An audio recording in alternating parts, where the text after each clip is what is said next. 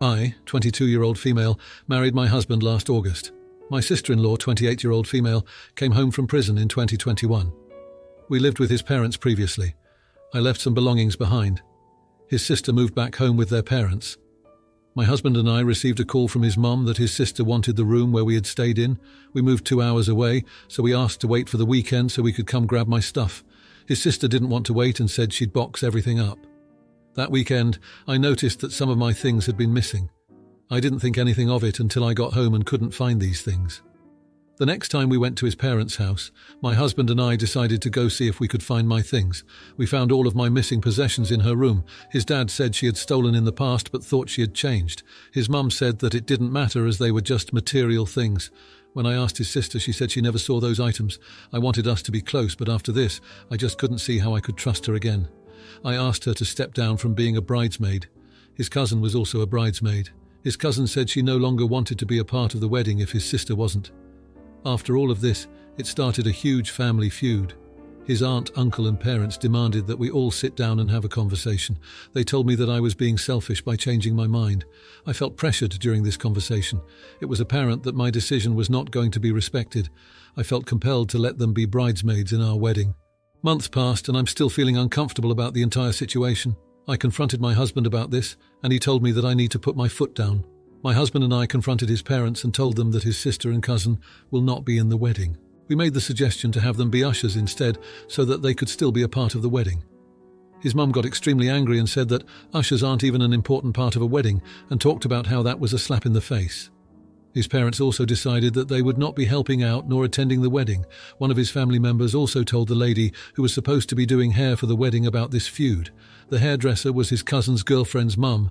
3 days before the wedding, she cancelled on me. I uninvited her to the wedding since she wasn't going to be doing hair. FYI, she did still do his mum's hair, cousin and his sister's. This confirmed that she cancelled because of the entire bridesmaid situation. To conclude, they were not bridesmaids in our wedding. They did decide to wear their bridesmaid dresses to the wedding. His family did end up coming to the wedding. No one spoke to me from his family. A year later, I'm still pondering on the thought, am I the idiot for asking my sister-in-law to step down from being a bridesmaid? Now for a few comments before the update. Comment 1. Not the idiot, but did you get your stuff back? Keep protecting your peace and congrats. Comment 2. Why did you marry this person? Your life is always going to be drama. I hope it's not too late. Good luck. Now for the update. The tension with my husband's family hasn't subsided. In fact, it's only gotten worse.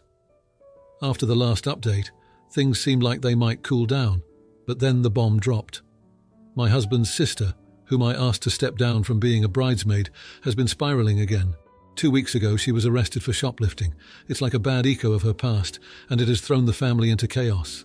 The strain on my marriage has become unbearable.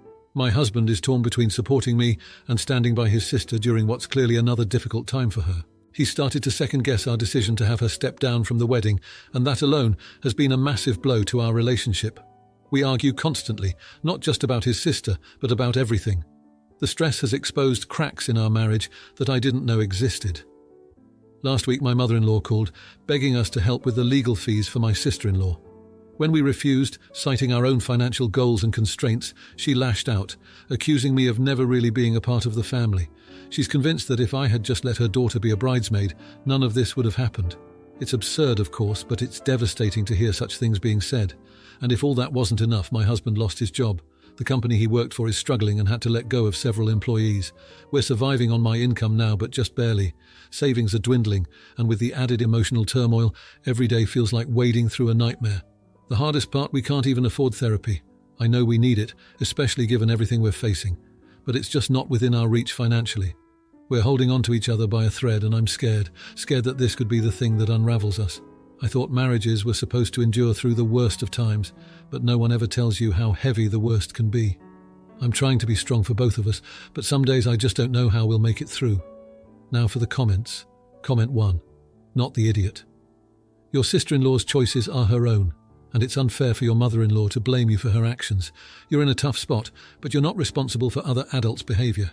It's a shame your husband isn't more supportive, though. Maybe try some free online resources for couples in conflict. Comment 2.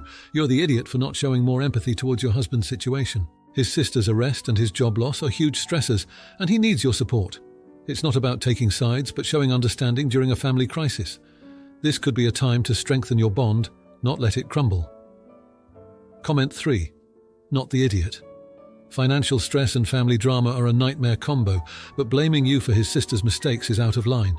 It sounds like you're doing your best in an impossible situation. Stick to your guns and maybe look for community support groups for both of you to lean on. Now for the next story. My brother met, married, divorced and remarried the same woman in his early 20s, but eventually separated without divorcing. He later meets another woman, settles down, and has a couple more kids but never marries due to still being married to the first woman, but having no relationship with her for 12 years. Unfortunately, he passed suddenly and without a will, so his marital and relationship status complicated things. His final wishes were to be cremated and have his ashes partially spread and part buried, and his girlfriend currently has possession of them. The area where his ashes are to be spread is a full day of hiking that she and I are not capable of completing. 3 days before his passing, he received several firearms due to the passing of our grandfather a few months prior. Other family members have asked me to get the guns back so that they can remain in the family. It's been 6 months since my brother's passing. Am I the jerk for asking his girlfriend to return my grandfather's guns and asking for some of his remains so that we can lay him to rest? Now for a few comments before the update. Comment 1. Not the idiot for asking. She's not legally entitled to anything but ask nicely, since she's still grieving. Now for the update. After I posted last time, things went crazy. The girlfriend, let's call her Jane, reached out wanting to meet. She said she had something important to discuss regarding my brother's possessions. We agreed to meet at a local diner. When I got there, I was shocked to see she wasn't alone. With her was a man I'd never seen before. He introduced himself as an attorney. My heart sank. I thought this was about to get ugly, but it turns out he was there for a completely different reason. Jane and the attorney explained that after our brother passed, she found a USB drive tucked away in a locked drawer. It was password protected, but she guessed the password. Turns out it was our old dog's name. On it was a document that expressed my brother's final wishes. It wasn't a formally executed will, but it was something.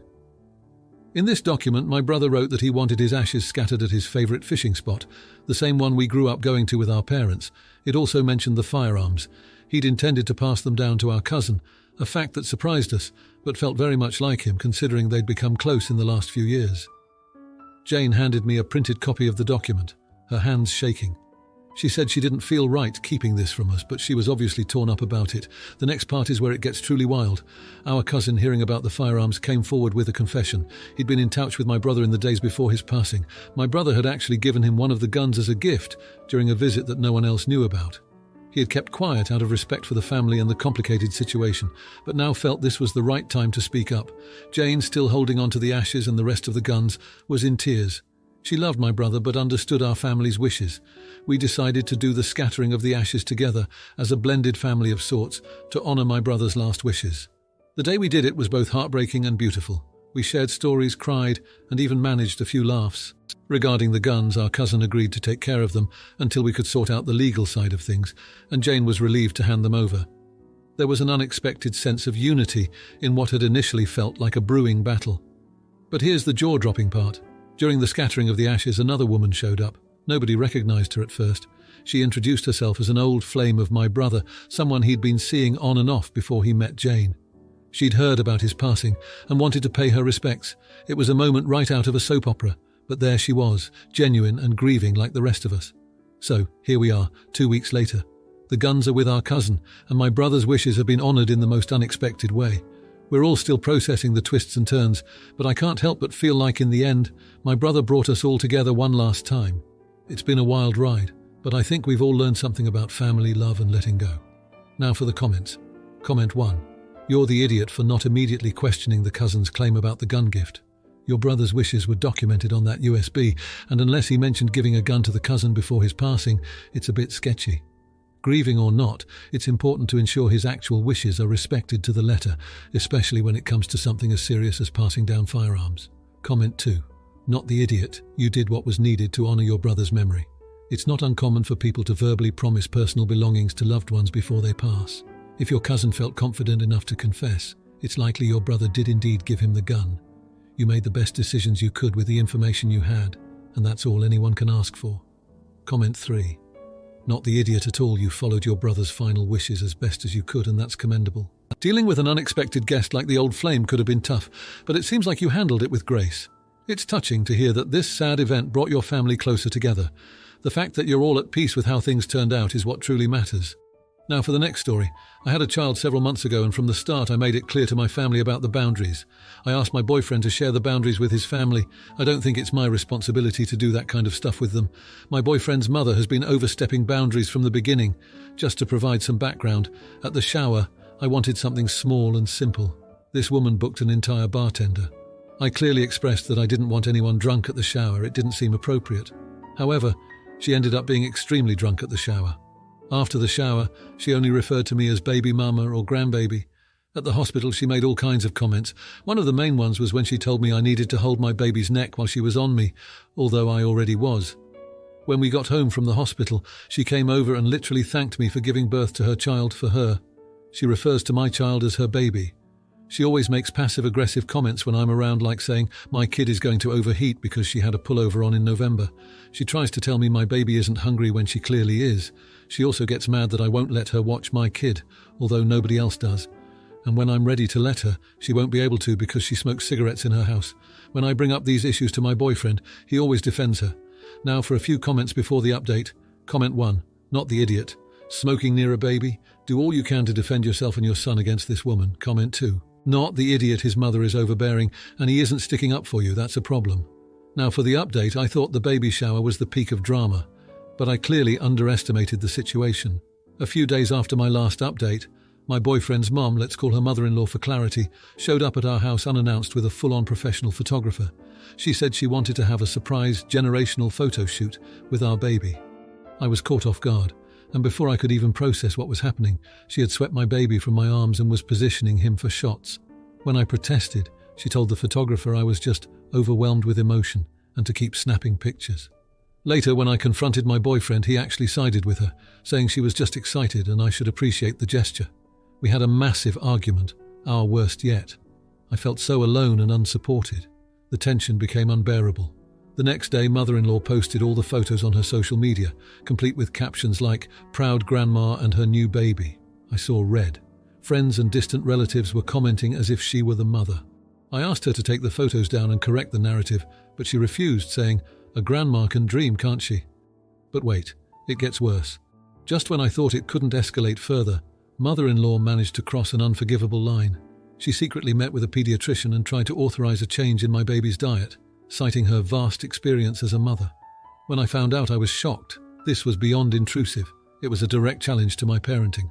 I demanded that my boyfriend take action. It took a shouting match and me threatening to leave, but he finally agreed to a family meeting. It was the most intense discussion I've ever been a part of. Mother-in-law played the victim, and my boyfriend was caught between us, but I stood my ground. I laid out the consequences of her continuing to ignore my boundaries. I made it clear that any further interference would mean she would not be allowed to see her grandson unsupervised. My boyfriend reluctantly backed me up, probably realizing this was about to tear us apart. Mother-in-law left in a huff, and things have been icy since. My boyfriend has been quiet, and I can tell he's torn, but he's slowly starting to acknowledge that his mother's behavior is not normal or acceptable. I've now insisted on family therapy, and he's agreed to start attending sessions. We're trying to navigate this minefield together, but it's clear that things with mother-in-law are going to be strained for a long time.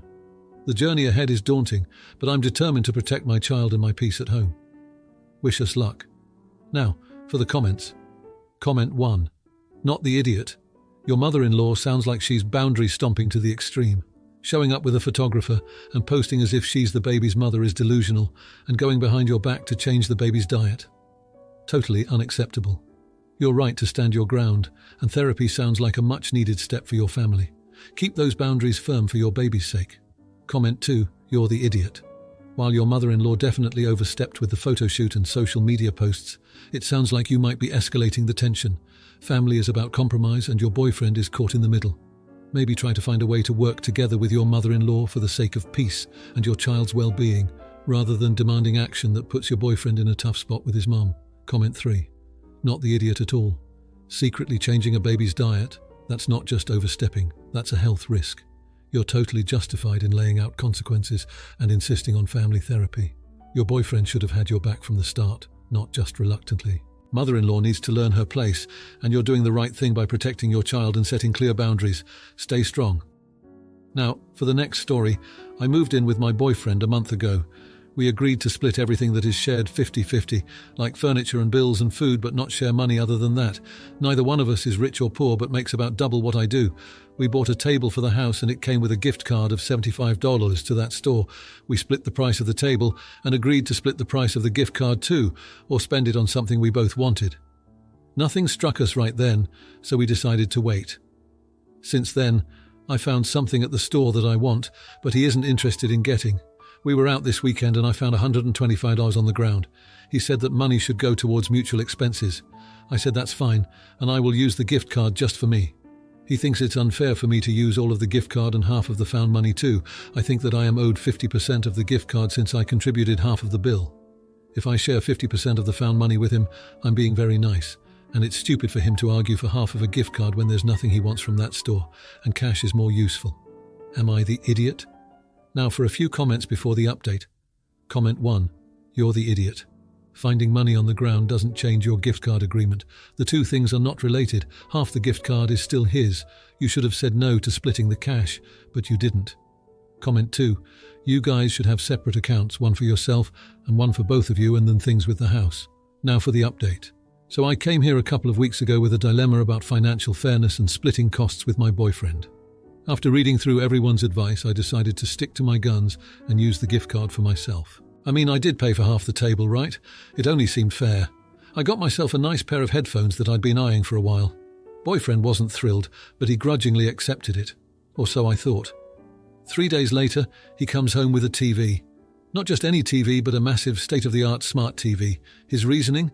He sold the $75 gift card online for $65 to someone because apparently he didn't want anything store-specific, and then threw in the $125 we found.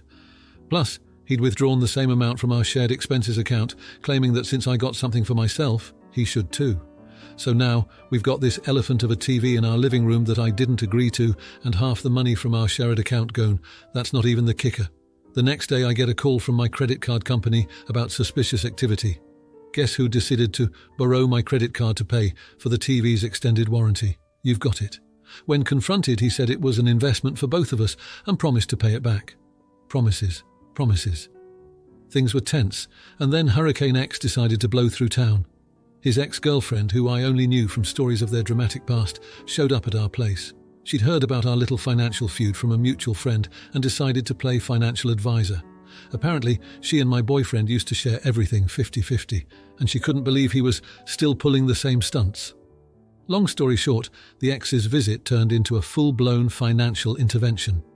There were raised voices, accusations of stinginess and irresponsibility, and an impromptu spreadsheet session on shared expenses and personal finances. The ex, surprisingly, sided with me on the gift card issue and tore into my boyfriend about using my credit card. By the end of the night, my boyfriend was apologizing profusely. I was emotionally exhausted but also oddly grateful for the ex's unexpected cameo. We've now reworked our entire approach to finances. We've set up a new shared account strictly for household expenses and agreed on a monthly contribution based on our incomes, not a strict 50-50. As for personal purchases, we've agreed to discuss any large spending from our personal accounts if it might affect the other person. Oh, and the TV. It's still here, but he's working off the credit card debt through extra household chores and cooking me dinner every night until it's paid off. Call it unconventional, but it's working for us. It's been a whirlwind of drama, finance, and relationship counseling courtesy of his ex. But here we are, navigating the stormy seas of cohabitation. Now, for the comments. Comment 1.